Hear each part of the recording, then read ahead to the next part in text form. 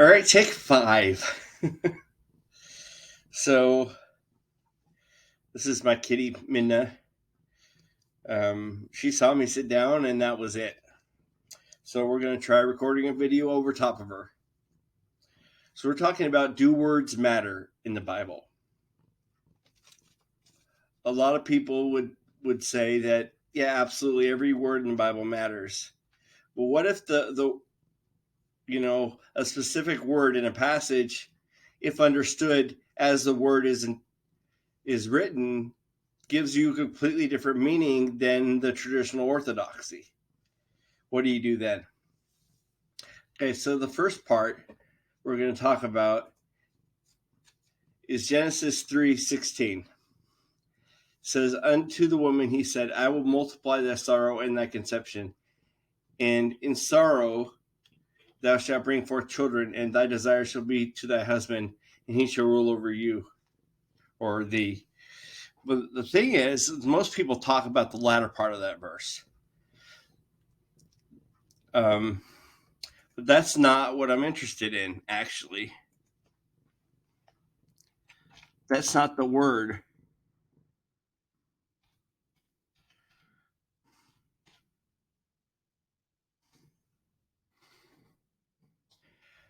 The word I'm looking at is multiply. All right, so the multiply, the meaning of the word is to obtain from a number another number that contains the first number a specified number of times. I asked you to multiply 14 by 9. Another version of this is increase or cause to increase greatly in number or quality or quantity. So this is where my Tron reference comes in. In the word multiply, you have to have two numbers. A number that you're increasing another number by a certain number of times. A similar concept would be to greatly increase. You have to have a number to increase from. In the movie Tron, there's a character referenced as a null unit. It means he has no value. You can't have a mathematical equation without two variables. What is that? What's he talking about? He's talking about math, and this is a Bible channel. Why is that important? Why does it matter? Does it matter at all? Well, if you're using the word multiply in here, which is a Hebrew Strong's word H7235, which has all these meanings: multiply, increase, many more, great, exceeding. Those are all the different ways that it's been translated. So in all the different translations, the meaning is to increase from another number. You have one number, whether it's 1, 0, 0.5, you can't have 0 because you can't multiply times by 0. So, hi. Sorry if my cat is distracting, but I've recorded this 5 times, so I'm just going to go with it.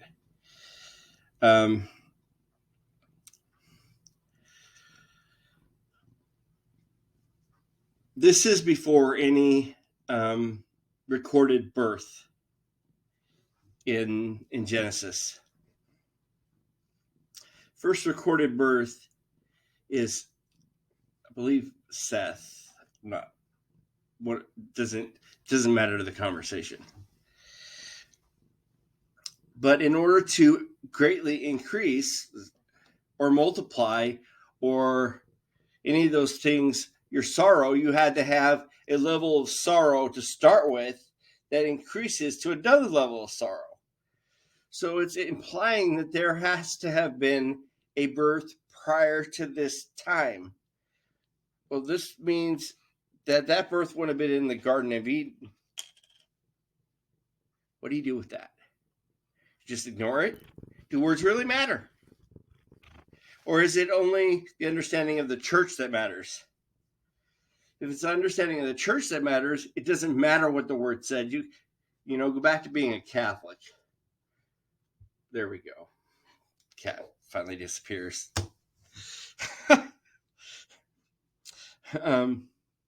Because then the church defines what the words are, not the words themselves. Another word. We all know the passage, for there is one God and one mediator between God and man, the man Christ Jesus.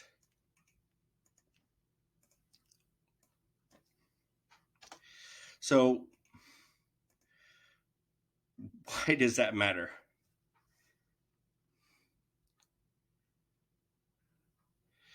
A mediator is a person who attempts to make people, that's more than one, involved in a conflict come to an agreement, a go-between. Okay? So you have two people. Actually, you have three. You have a mediator, and one person on this side, one person on this side. And I'll give you an example. Okay, the word used in that passage is Greek 33:16. I talk about mediators of a covenant. That type of thing. So, two parties in this, it says, are God and man, and the third party mediating between the two is the man Christ Jesus, according to the passage. So let's go to this other. All right. I like this picture. Job 9:33. Nor is there any mediator between us who may lay a hand on us both. So you're touching both people, and you're bringing them together. You can't do that if there's only one party.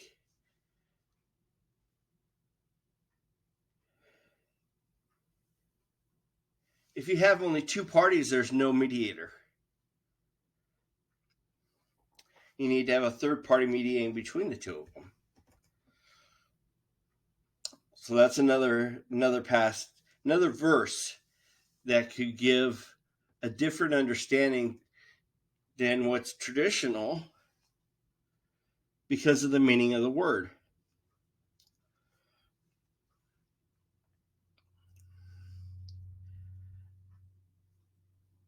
I think sometimes we focus on ideas over what it actually says in passages sometimes. So we take our ideas and force them onto the passage, whether it's multiply or mediator. We have to decide, do words matter? And if words matter, we need to let the words speak for themselves instead of our doctrine speak for the words.